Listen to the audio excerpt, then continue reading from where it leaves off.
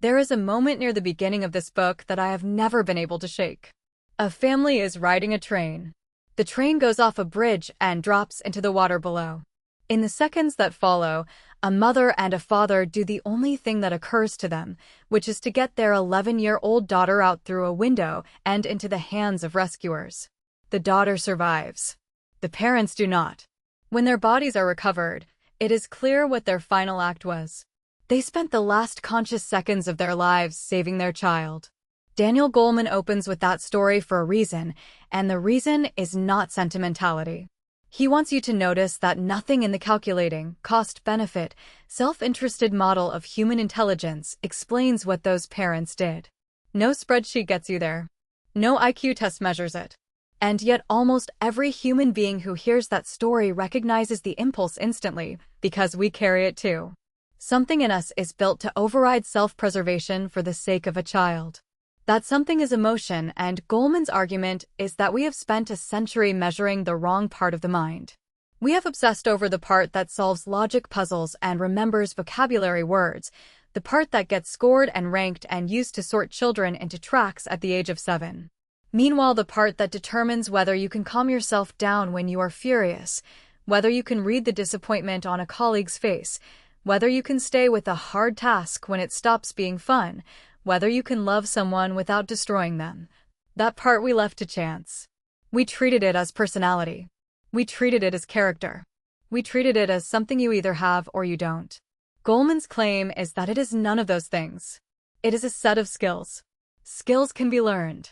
And in most of the situations that actually decide how a life goes, these are the skills that matter most. Emotional Intelligence, subtitled Why It Can Matter More Than IQ, was published in 1995. Daniel Goleman was not a laboratory scientist making a discovery. He was a science journalist writing about behavioral and brain research for the New York Times, with a doctorate in psychology from Harvard behind him. That combination matters for understanding what this book is and what it is not. Goleman was a synthesizer. He went out into a scattered landscape of research that almost nobody outside academia was reading, and he pulled it into a single story that a general reader could follow and feel. The term itself was not his. The phrase emotional intelligence had been introduced a few years earlier, in 1990, by two psychologists, Peter Salovey and John Mayer, who proposed it as a genuine form of intelligence involving the capacity to perceive emotions, to use them, to understand them, and to manage them. Goleman credits them openly.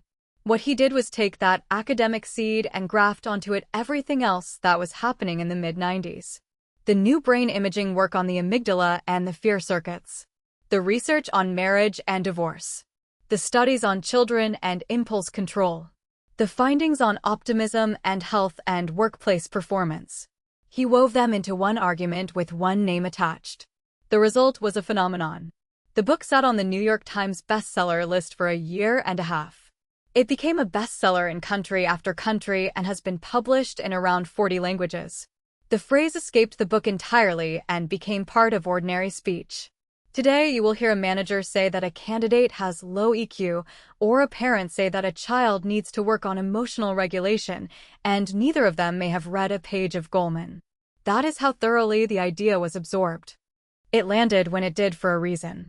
The early 90s in America were a period of real anxiety about young people, about school violence, about rising rates of depression and anxiety in children, about a sense that something in the emotional fabric was fraying while test scores were treated as the only thing worth measuring. Goleman named the gap. He said, in effect, we have built an entire educational and professional apparatus around one narrow slice of human capability, and we are paying for the neglect of the rest. He would spend the next 2 decades extending the work into the workplace with working with emotional intelligence, into leadership with primal leadership, and into the wider terrain of human connection with social intelligence. But the 1995 book remains the one that changed the conversation. The spine of the whole book is a simple picture. You do not have one mind. You have two, and they are running at the same time. One is the rational mind. It is the one you are aware of. It deliberates, it weighs, it reflects. It can hold a thought up to the light and turn it around and decide it was wrong.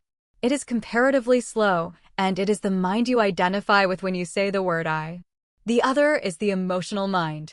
It is fast, it is associative, it is not deliberate, and it does not ask permission. It reads a situation in fractions of a second and produces an impulse to act. It is impressionistic, it deals in symbols and resemblances rather than logic, and it is childlike in the sense that it takes what it feels as simply true. When you are gripped by it, its certainty is total. Most of the time these two minds are in balance, and the balance is so smooth that you never notice there are two of them. Feeling feeds thinking, thinking shapes feeling. But as the intensity of emotion rises, the balance shifts. The emotional mind gets more of the steering wheel, and the rational mind gets less. Past a certain point, the rational mind is not really driving at all. It is sitting in the passenger seat writing a press release about why the driver's decisions were justified. Goleman is careful here, and this is the part of the book people most often misremember. He is not arguing that emotion is the enemy of reason and must be suppressed. He is arguing the opposite. He points to the neurological evidence, particularly the work of Antonio Damasio on patients whose brain injuries severed the connection between the emotional centers and the prefrontal cortex. These patients kept their intelligence intact. They tested normally. What they lost was the ability to decide. Faced with a trivial choice between two appointment times, they could generate endless considerations for each and never arrive at a preference because nothing felt better than anything else. Their lives fell apart, not from stupidity, but from an inability to feel the value of anything. That finding is the philosophical heart of the book. Emotions are not noise interfering with the signal of reason. Emotions are how the system assigns weight. Strip them out and reason has nothing to hold on to. The goal is not less feeling. The goal is intelligent feeling, feeling that is proportionate to the situation and available to be consulted rather than obeyed. To explain how the balance breaks, Goleman introduces the idea that became the book's most famous export. He calls it the emotional hijacking. The architecture behind it comes largely from the research of Joseph Ledoux on the amygdala, a small almond-shaped structure deep in the brain that acts as an emotional sentinel. The conventional assumption had been that sensory information travels to the thinking brain, gets evaluated, and only then produces an emotional response. Ledoux's work showed there is a second, shorter path. A portion of the incoming signal goes straight from the sensory relay station to the amygdala, bypassing the cortex entirely. The amygdala can therefore react before the thinking brain has finished figuring out what it is even looking at. This is a spectacular design if you are living in an environment where a shape in the grass might be a predator. Acting on a fast, crude, incomplete read is the right trade when the cost of being wrong in one direction is death, and the cost of being wrong in the other direction is a moment of embarrassment. The system is built to be trigger-happy on purpose. The problem is that it is still trigger-happy in an open-plan office. The same circuit that saved your ancestors from the shape in the grass now fires when your manager uses a certain tone in a meeting, or when your partner sighs in a particular way, or when a message arrives with 3 words and no punctuation. The amygdala reads the pattern, matches it against something old, and declares an emergency. Stress hormones flood the system. Attention narrows. The prefrontal cortex, which would normally supply proportion and context and consequences, is effectively shouted down. And then you say the thing, or send the message, or slam the door. And 20 minutes later, when the chemistry has drained away and the thinking brain is back online, you look at what you did with genuine bewilderment, because the person who did it does not match the person you believe yourself to be. Goleman's point is that this is not a character flaw. It is a known property of the hardware, which means the response to it is not shame, it is design. You cannot argue with an amygdala in the middle of a hijack, because the part of you that argues is offline. What you can do is intervene earlier, learn the early physical signature of the surge, and build the habit of putting distance between the trigger and the action. The old advice about counting to 10 turns out to be crude neuroscience that happens to be correct. You are not calming down. You are waiting for the cortex to come back. Goleman organizes the territory into 5 domains, and the first of them holds up all the others. It is self-awareness, the ability to recognize a feeling while it is happening rather than after the damage is done. This sounds almost too modest to be foundational. But consider what its absence looks like. There are people who are angry all day and do not know they are angry. They know only that the traffic is worse than usual, that their colleague is being unreasonable, that the coffee is bad, that everyone seems to be moving slowly on purpose. The anger is not experienced as a feeling located inside them. It is experienced as a set of facts about a world that has turned hostile.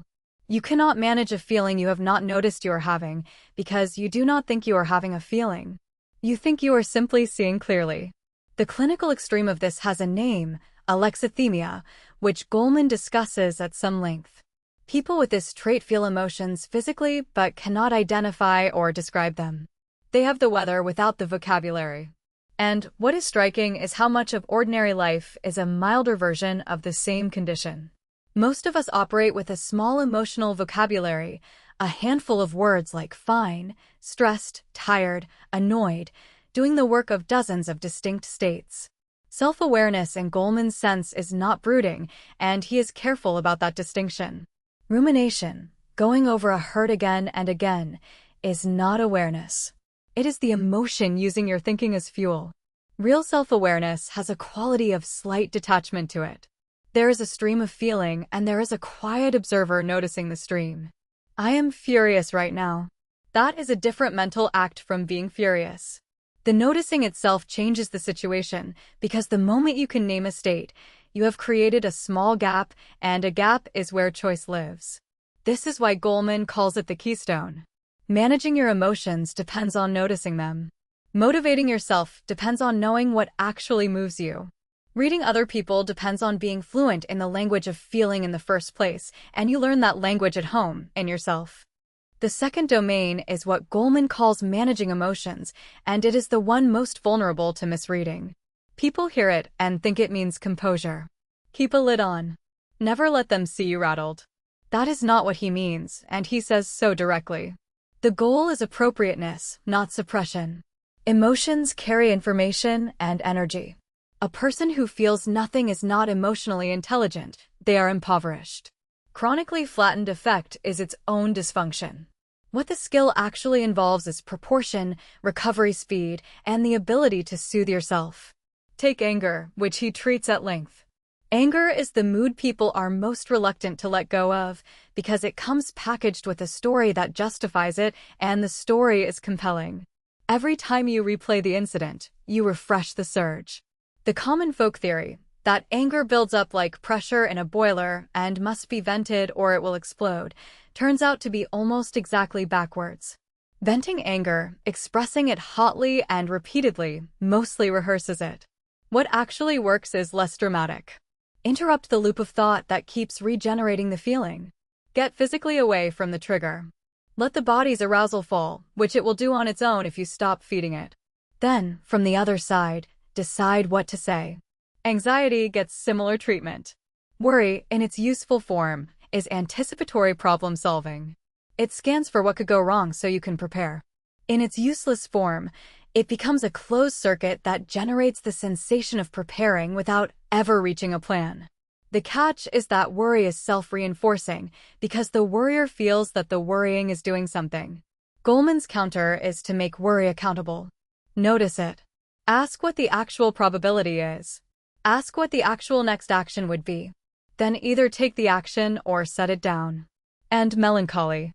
Here he draws an important line between sadness, which has work to do and should be allowed to do it, and depression, which is sadness that has stopped functioning as sadness. Grief metabolizes loss. Depression circles.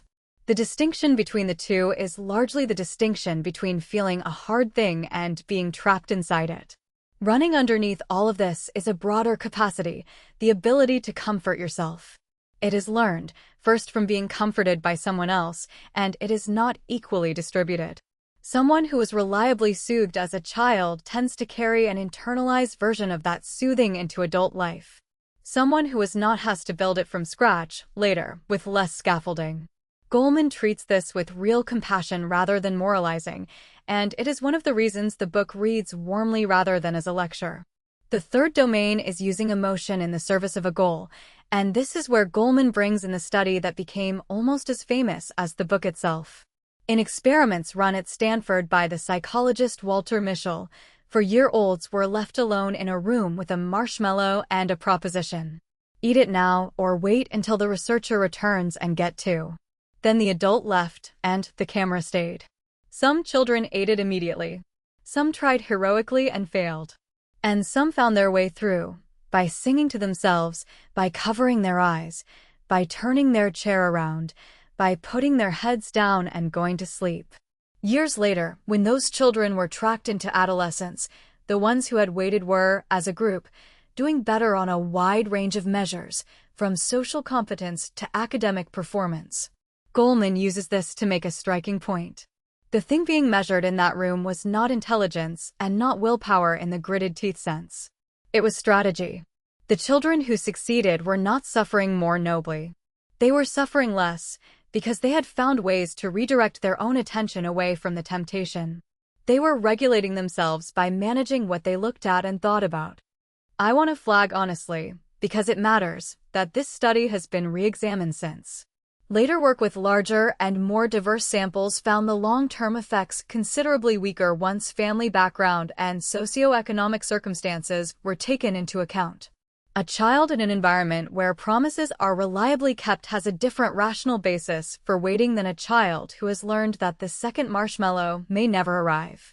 The finding is not worthless, but it is smaller and more entangled with circumstance than the popular version suggests.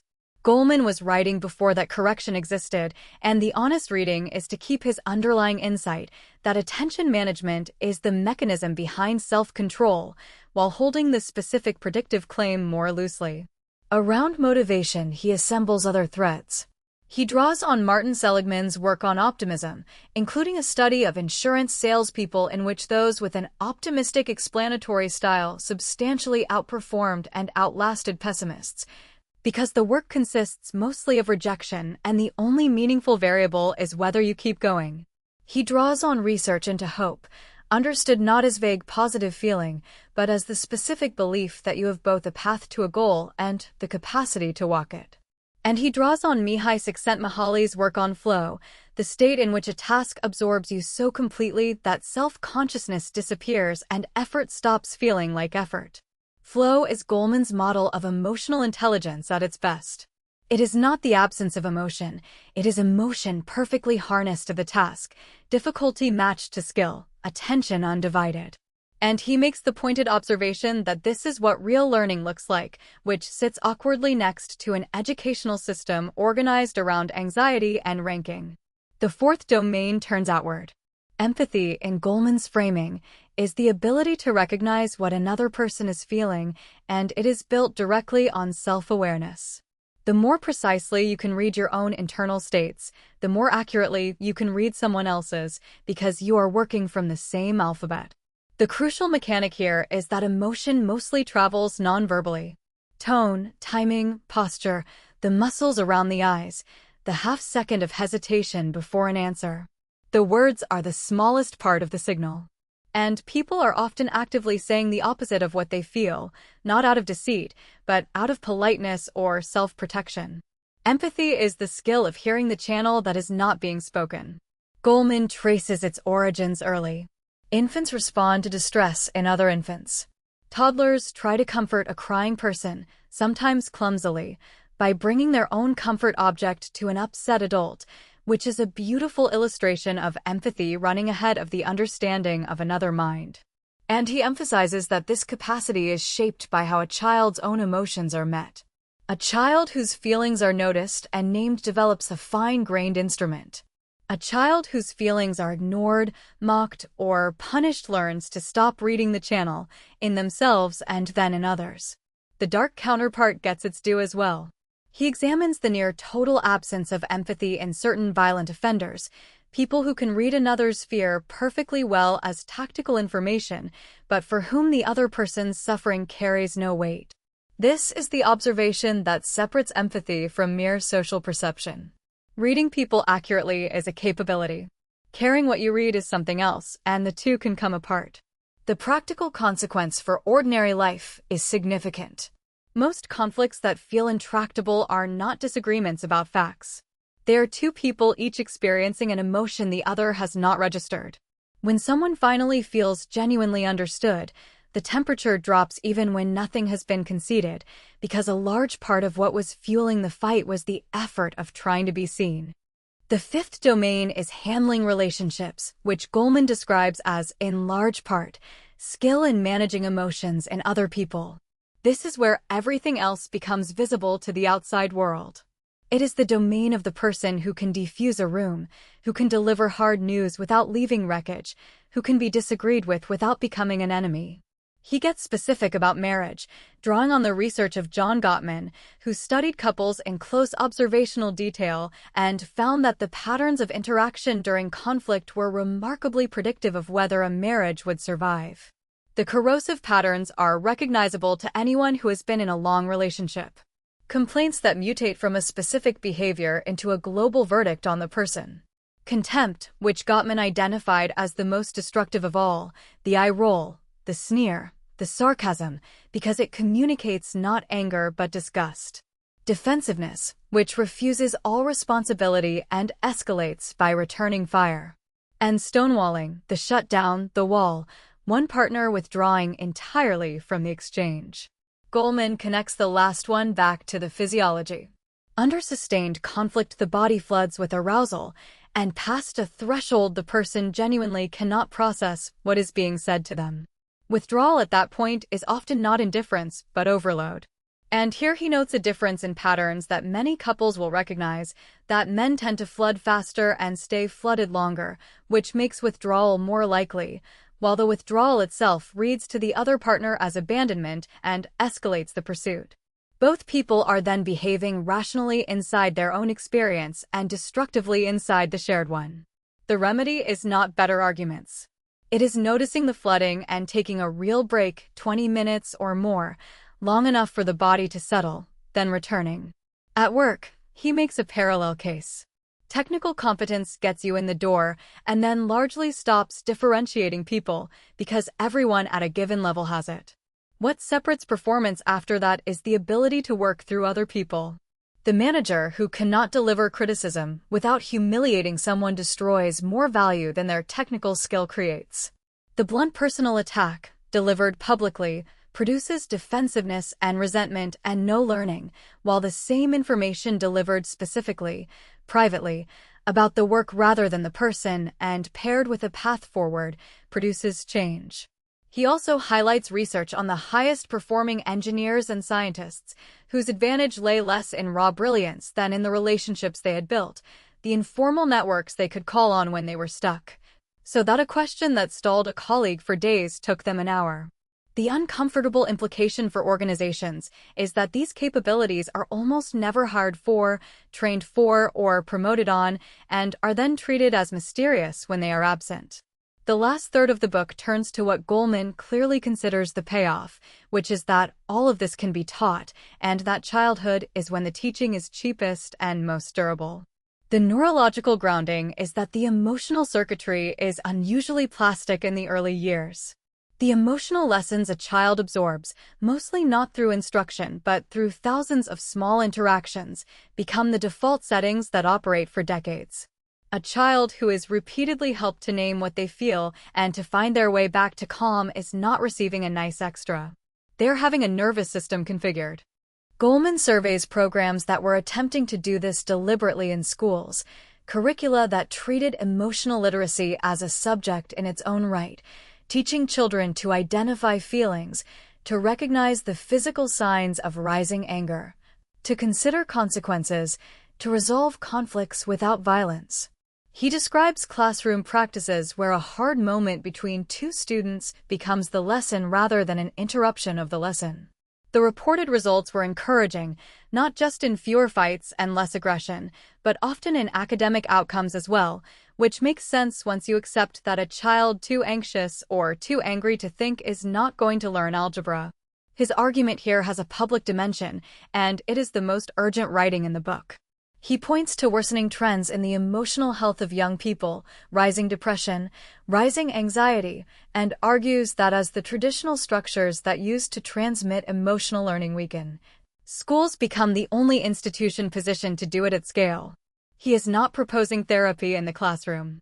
He is proposing that the curriculum acknowledge that a human being is being raised, not just informed. 3 decades on, this is the part of the book with the most visible legacy. Social and emotional learning became an established field, with real programs in real schools around the world. The evidence base, since, has generally been supportive, with well-implemented programs showing improvements in behavior and modest gains in academic outcomes. Goleman was early, and on this he was substantially right. Any honest discussion of this book has to include its weaknesses, and there are real ones. The first is overlaming. Goleman suggested that IQ accounts for perhaps 20% of what determines success in life, leaving the rest to other forces and readers, along with a great many consultants who came after, turned that into the far stronger claim that emotional intelligence supplies the other 80%. He did not exactly say that, but the book's framing invited it. In the research that followed, measured emotional intelligence does predict outcomes, but its independent contribution beyond general intelligence and established personality traits is real and modest rather than dominant. The second is conceptual sprawl. Solovey and Mayer had defined a relatively tight ability, one you could in principle test the way you test a cognitive skill.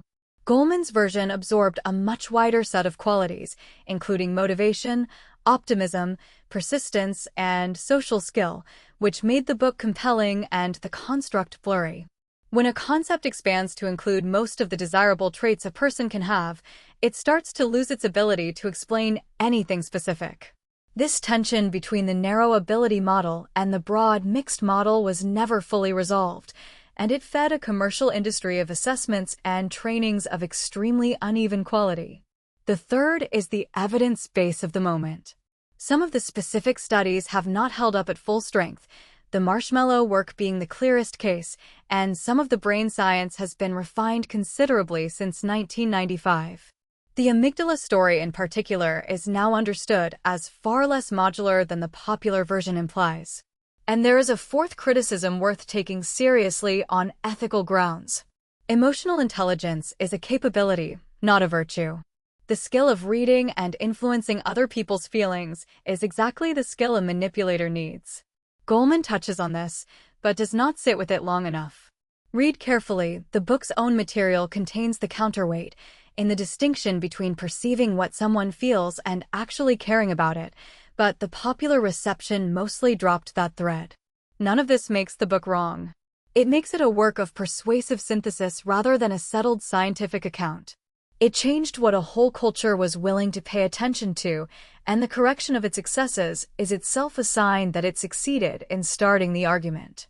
So, what should you actually carry out of this? First, you have 2 minds, and the fast one gets priority when the stakes feel high. Knowing this in advance is protective. The moment you can think, this is a surge and it will pass, you are no longer entirely inside it. Second, self-awareness is the foundation and it is trainable. Expanding your emotional vocabulary is not a soft exercise. Being able to distinguish between resentment and disappointment, or between fear and anticipation, gives you a more precise instrument, and precision is what makes response possible. Third, regulation is not suppression. The aim is proportion and recovery speed, not flatness. And the reliable technique is attention, redirecting what you are looking at and thinking about, rather than gritted teeth applied to the feeling itself. Fourth, self-control is mostly strategy. The children who waited in that room were not tougher. They rearranged the situation so that waiting was easier. Do the same for yourself. Change the environment rather than relying on willpower to survive it. Fifth, empathy is built on self-knowledge, and it lives in the nonverbal channel. Most of what people tell you about their emotional state, they are not saying out loud. Sixth, in conflict, the physiology comes first. If either person is flooded, the conversation is already over. Take a genuine break long enough for the body to reset, and then resume. This one piece of knowledge has probably saved more relationships than any amount of communication advice. Seventh, when giving criticism, be specific, be private, address the work and not the person, and include a way forward. Contempt is the single most destructive thing you can bring into any close relationship, at home or at work. Eighth, These capacities are learned, and children learn them from how their feelings are treated by the adults around them, not from being told about them. And ninth, hold the claims at a reasonable size. Emotional intelligence is not the secret variable that explains everything about a human life. It is one important and neglected set of skills among several, and it is the one most responsive to deliberate practice. The reason this book endures, I think, is not that its science is airtight, because parts of it are not.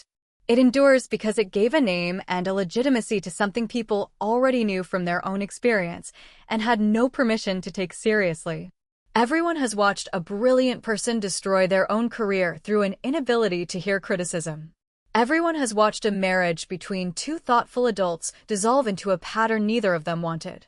Everyone has had the experience of knowing perfectly well what the wise response was and being physically unable to produce it, and then having to live with what came out instead. Before this book, the available explanations for those experiences were mostly moral. You were weak. You were difficult. You were bad with people. Goleman replaced the moral explanation with a mechanical one, and mechanical problems can be worked on. That is the shift that matters. If your temper is a character flaw, all you can do is feel guilty about it. If your temper is a fast alarm circuit that fires before your reasoning arrives, then there are things to do, at specific points, that actually help. There is one more thing worth saying. Goleman's book is often filed under self-improvement, but it does not really read that way. It is a book about how we treat each other. Its center is not the individual optimizing themselves, it is the parents in the water getting their daughter out, the teacher who turns a playground fight into a lesson, the manager who tells someone the truth in a way they can survive hearing, the partner who notices the flooding and says, "Let's stop, I want to keep talking to you, just not right now." Those are not soft skills. That word has always been an insult disguised as a category. They are the hardest skills there are, they are learnable, almost nobody was ever taught them, and they decide most of what a life ends up feeling like from the inside. 3 decades after this book was published, that remains the case, and that is why it is still worth reading.